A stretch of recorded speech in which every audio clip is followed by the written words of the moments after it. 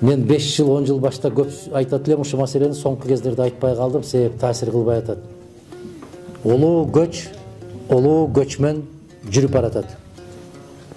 Улуу көчмөн жүрүп баратат. Биз ошол көчмөн, ошол кербендин ичине кошулабызбы? Же жээкте эле туруп аларды узатып калган калп болуп калабызбы деп корком деп. Биз бүгүн ошол кербендин ичине кошулмак турсун, кошулаарга оюбузду дагы билдирбей атабыз. Биз жатабыз. Биз жамбаштап турабыз. Эч тургубуз келбей атат. Ушундай болуп бара берсе, жанагы Мустафа Кемал Ататүрк айтты эле да, уктап жаткан эл же жок болот, же кул болуп ойгонот дейт. Биз ошол уктап аткан мезгилдебиз. Мүмкүн көзүбүздү ачып атабыз да, курсагыбыз ачканда ыйлап коюп атабыз, бирдемени оозго сала койсо кайра жатып калып атабыз.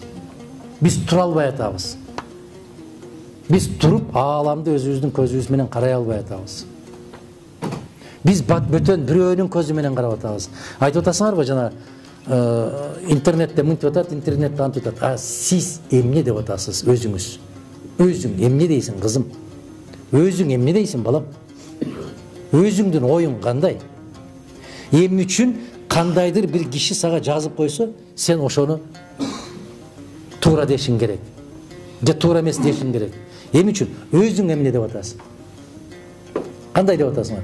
Мен кантип салыштырсам болот да? Мына силерге бир тамак жасап келди дагы.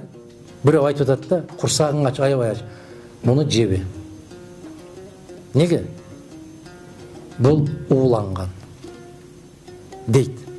Туруп калып атасың да. Анан сен ары караганда ал бирден алып оозуна салып коюп атат өзү. Сен ар жакта караганда бирден алып оозуна салып коюп атат. Сен ачка кезерип отурасың. Кол салайын десең, болбойт дейт. А сен көрүп калып атасың анын оозуна салып атканын. Бирок албай атасың. Эмне үчүн? Эрк жок. Эрк жок. Мен сөзүмдүн башында баштагам. Парасат жок. А эгер ууланган болсо, бул эмне жеп атат деген суроону бере албай атасың да садагам. Ал сага тыюу салып атат. Же тескерисинче, муну ичип жибер деп атат. Өзү ичпейт. А эмне үчүн сен ичишиң керек ал ичпесе? Өзүбүздүн акылыбыз менен өзүбүз чечим чыгармайынча, өзүбүз кайсы бир деңгээлде бир ой жүгүртүү кабилетибиз күчөмөйүнчө, мына карагыла, кече 120 депутаты унчукпай олтурушту, бир бар менен жоктун ортосунда отурушту да. Бар менен жок. Ти келип калды эле, аны мактагандым, айланайын, нелер гана дебеги. Кече эле бир генерал Жээнбековди бүгүнкү күндүн манассыз деген генерал чыгып, сиз бүгүнкүнүн Жусуп Абдрахманов болушуңуз керек деп.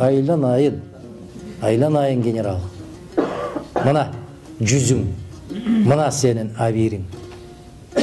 Мына кече тиги жакта жатканда, мына Рахман Разыков кабар алып келип атты ал жигиттен. 120-нын бирөөсү да кабар албаса керек.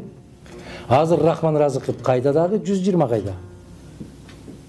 Эч кимиси унчукпай отурду эле, Текебаевди чыгарып, ушул жигит үчүн деп бирөө мандатын тапшырып, анын мандатына бир заматта ошол эле күнү а кишини бекитип, а киши кирип ага кеңешчи болуп, конституцияны кичине эле бузуп койсоң болот деп аны көндүрүп, мына бир кишинин кылган иши кандай болот? Мына нес басып отуруп калышты эле. Баштаганга киши жок да. Бир киши кирди дагы. Калган эмне болуп атканын мен айтпасам деле түшүнүп атасыңар. 28-нен кийинки ар бир алган айлыгы арам. 28-нен кийинки ар бир кабыл алган чечими мыйзамсыз. Мыйзамсыз. Ошону түшүнбөй атат алар, түшүнүп атат.